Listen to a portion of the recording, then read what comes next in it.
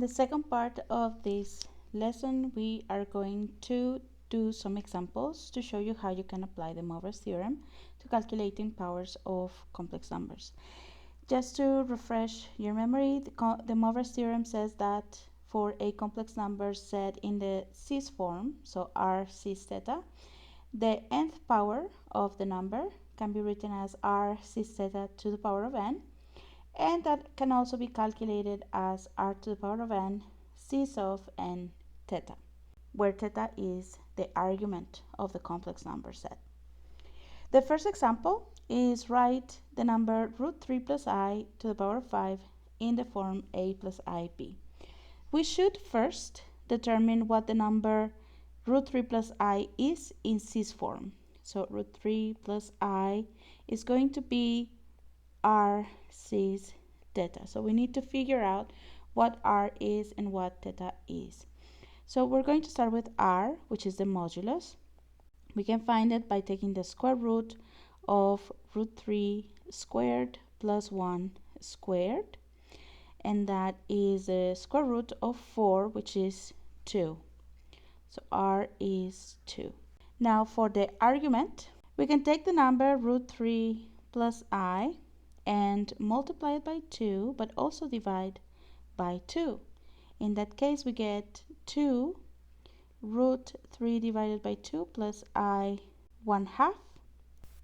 And we should be able to recognize that the cosine of the argument is going to be root 3 by 2, and the sine of the argument is going to be 1/2, and the angle that has those values of sine and cosine is theta equals 30 degrees or theta equals pi by 6.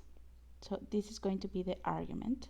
So writing the number root 3 plus I in polar form is going to be 2 cis of pi by 6. Now we want to calculate the fifth power of this number. So for that, we just need to do root 3 plus I to the power of 5 would be the same as 2 cis of pi by 6 to the power of 5, and that is 2 to the power of 5 times cis of pi by 6 times 5, following the DeMoivre's theorem. So this is going to be 32 cis of 5 pi by 6. Now we need to write it in Cartesian form, so we're going to substitute cis with cosine of 5 pi by 6 plus I sine of 5 pi by 6. And we're going to substitute the values of cosine and sine. So 32 cosine of 5 pi by 6 is going to be minus root 3 by 2 plus I. The value of sine of 5 pi by 6 is going to be 1/2. So this should be 16 root 3 negative plus I, or minus 16 root 3 plus 16 I. Let's do a second example. Express the number 1 plus I divided by 1 minus I power 3 in polar form.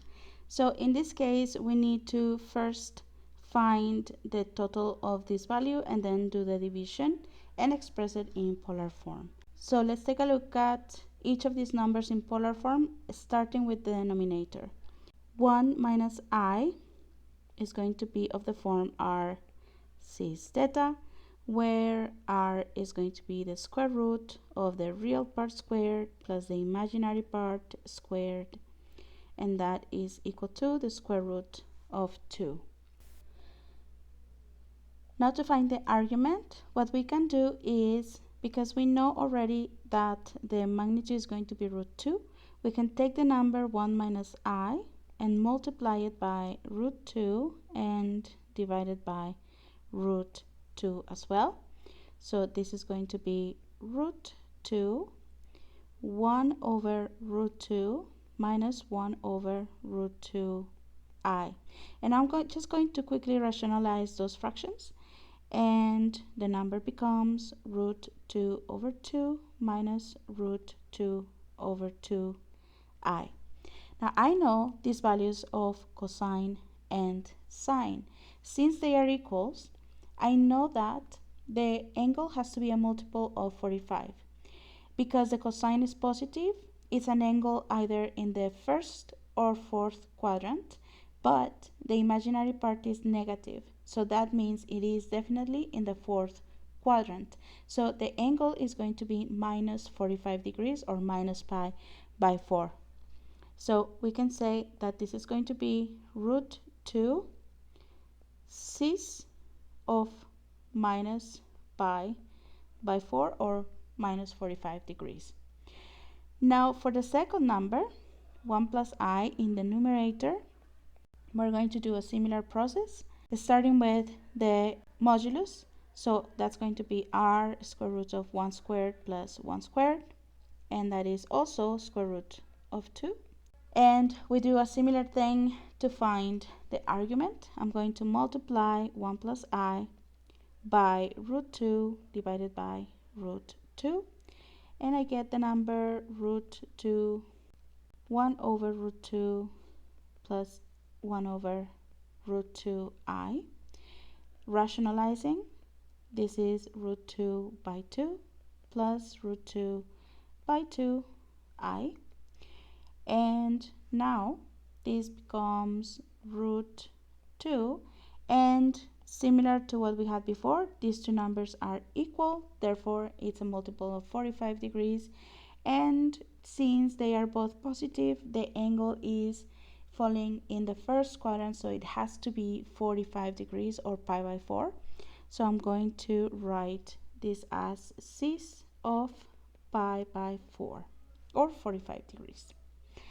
Now I'm going to substitute in the general expression that I have 1 plus I divided by 1 minus I to the power of 3, and that is root 2 cis of pi by 4 divided by root 2 cis of minus pi by 4 to the power of 3.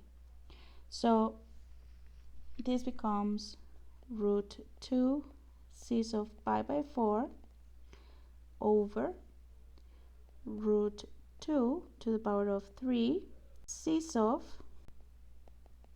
minus 3 pi by 4 using DeMoivre's theorem. Now we can simplify this. We can cancel one of these root 2 with one of these root 2 in the denominator, so we get 1/2 cis of pi by 4 over cis of minus 3 pi by 4. Now one thing that we learn from the properties of the argument is that when you have two complex numbers dividing, the arguments are going to subtract. So this is going to be 1/2 of cis of pi by 4 minus 3 pi by 4, and that is equal to 1/2 cis of pi. The next example, we have a question that has two parts, A and B. I am going to do part A, and I'm going to leave you as homework to try and do part B. So for part A, we have the number that is z equals cis theta, so that means modulus is one argument is theta. Show that z squared is equal to cosine of 2 theta plus I sine of 2 theta, and also that z squared is cosine squared theta minus sine squared theta plus I 2 sine theta cosine theta. Later, we're going to use those results to show these trigonometric identities. So let me erase this part and let's work on the first two statements. So I'm going to start with the number z equals cis theta. Now the power that I want to look at is the square of this number. So I want to do z squared. That is going to be cis theta squared. Following DeMoivre's theorem, this is going to be cis of 2 theta. Now this immediately gives the result for 1. To show 1, we want to do the expanded form of cis, 2 theta. So this is going to be cosine of 2 theta plus I sine of 2 theta. On the other hand, I can try a different way to do it, and that would be by multiplying cis theta by cis theta separately. So that would be cosine theta plus I sine theta squared, and I'm going to expand it using a binomial expansion. So that's going to be cosine squared theta plus 2 times I sine theta cos theta minus sine squared theta, knowing that I squared is going to give minus 1. So now putting together the real part and the imaginary parts, so cosine squared theta minus sine squared theta would be the real part, and then the imaginary part would be 2 sine theta cosine of theta. Now to prove the next part, all we have to do is put these two things together. So because we know that cosine of 2 theta plus I sine of 2 theta has to be equal to cosine squared theta minus sine squared theta plus I 2 sine theta cos theta, then we know that the real parts should be equal, so that means cosine of 2 theta is equal to cosine squared theta minus sine squared theta. And we also know that the imaginary parts should be equal as well. So that means sine of 2 theta is equal to 2 sine of theta cosine of theta. So far, we have proved the identity for the sine of the double angle and the cosine of the double angle, and now we have to use those to prove the tangent of the double angle. So we know that tangent of 2 theta is going to be sine over cosine, so sine of 2 theta over cosine of 2 theta. So we're going to substitute the information that we have, 2 sine theta cosine of theta over cosine squared theta minus sine squared theta. And now what we're going to do is, in the denominator, we're going to factorize the cosine squared. So the numerator, we don't touch it for now. So sine theta cosine theta. And we take cosine squared as common factor from the denominator. So that leaves 1 minus sine squared theta over cosine squared theta. And then we can simplify one of these cosines with this cosine.